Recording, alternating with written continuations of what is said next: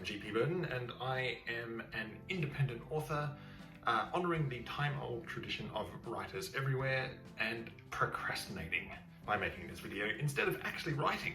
As an author, I have a lot of opinions about, well, everything. So what I wanted to talk about right now, instead of doing my job, is the villain. I am obsessed with villains and how good or bad they are, their motives, their whole deal basically. And I just wanted to share with you what I think are the 3 best types of villains, as well as one that I think is just terrible. I personally can't stand this type of villain, it's boring, but we'll get to that. As an author, one of my favourite things to write about is the villain.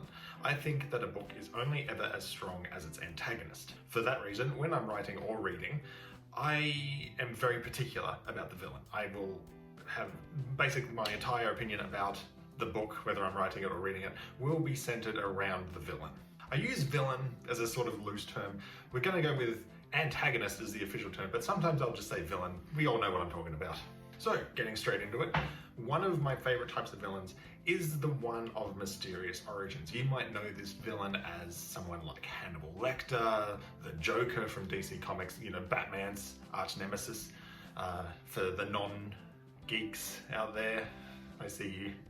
This type of villain is sort of an anomaly because you don't know why they're doing what they're doing, but at the same time, you're deeply interested in the fact that they're doing it. You don't know what motivated them to start their evil life. With Hannibal Lecter, for example, you don't know why he started eating people. You don't know why he just kills people to get them out of his way or for whatever reason, for fun, essentially. But then you've also got your agents of chaos, like the Joker. The motives are just non-existent almost, or at least not known to the reader. The unfortunate side effect of these kind of villains is that they get such renown that they eventually are retconned and an origin story is written for them. Hannibal Lecter had this happen to him when his origin story was written, and personally, disappointing. He was scary because you didn't understand him. You didn't know what motivated him or drove him. He just did things. And it was that fear of the unexpected and unknown that made him such a good villain. Same with the Joker. You don't know why he does what he does, but they retconned him and wrote an origin story, which again, disappointing. This is often the case. Retconning does either ruin the character as far as I'm concerned, or just disappoint the audience entirely. The villain of mysterious origin is difficult to pull off because they need to have a sufficient level of charm and intellect to maintain the audience's interest. If they're just doing things and you don't know why, then that's one thing, but you've got to compel readers in some other way. It's like, who doesn't think Hannibal Lecter is charming as hell? Seriously. The next type of villain that I really love to read about is the villain you kind of agree with. That brings us to villains like Killmonger from Black Panther. You've got Dexter from Darkly Dreaming Dexter.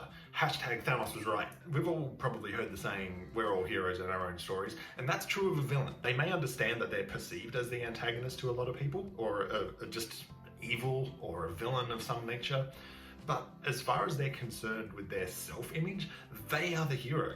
And the way that they have such compelling motives is because they believe that they're doing the right thing. That's what makes them so good to read about, because on some level, you agree with them. You may not agree with their methods, but if you can get your readers to agree with the goal, then that's an ace villain as far as I'm concerned. What makes a villain is, at surface level, entirely dependent on the narrative. What point of view are we in? With Dexter Morgan, he's considered the protagonist. He's the main character. Of course he's the hero. But if we look at it a step further back, and just from a purely ethical standard, yeah, he's a villain. He kills people. Yeah, he kills other bad guys, other killers, but he's got that murderous nature. He is a serial killer. He's a psychopath, but he's targeting it in a way that's considered constructive by removing other arguably worse people from the equation.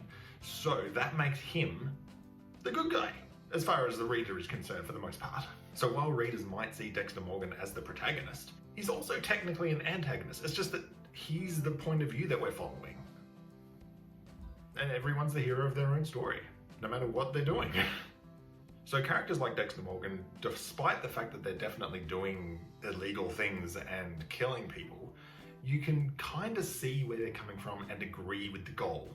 Even if you don't really agree with the methods that much, the goal is what's important. So if you get a morally complex antagonist, it doesn't take very much to make them the protagonist. You just need to find a way to get readers to overlook their faults. The third villain, which this one is rough. This is one that probably sticks with readers the longest. You definitely get a visceral reaction from people if you pull this character off correctly. I'm talking about the all too familiar villain, the Dolores Umbridges of the world.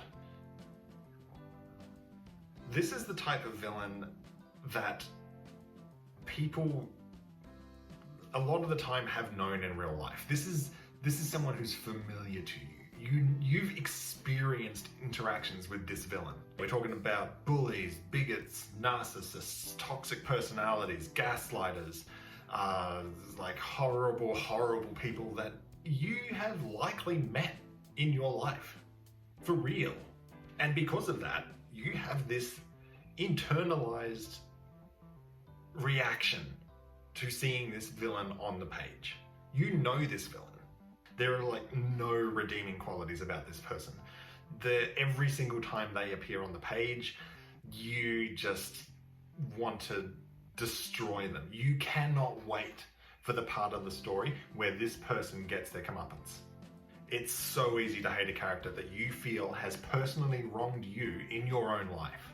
So those are my three best kind of villains. Definitely like reading about them, definitely love writing them, even if they're hard to pull off sometimes. But if you put in the work and research, you can definitely get there. The one that I hate just because they're boring is the villain who's just kind of there.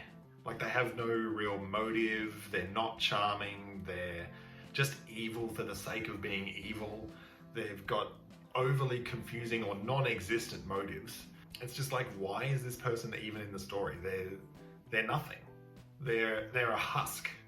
They're simply a shell for which the protagonist can react to. While that's fine for like some things, it doesn't really make very compelling reading.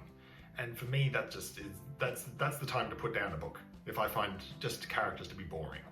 Yeah, so that's pretty much it. Those are my three best villains and one that I hate. Hopefully I don't write any of the last one because that would be disappointing. But like I say, I feel like a book is made by its villain. Or even if the villain isn't necessarily a person. Sometimes the antagonist can be a concept or a situation. It doesn't necessarily need to be a person. Those are interesting as well. Those are very compelling to read about, such as Lord of the Flies. Who was the antagonist in that? A few people were.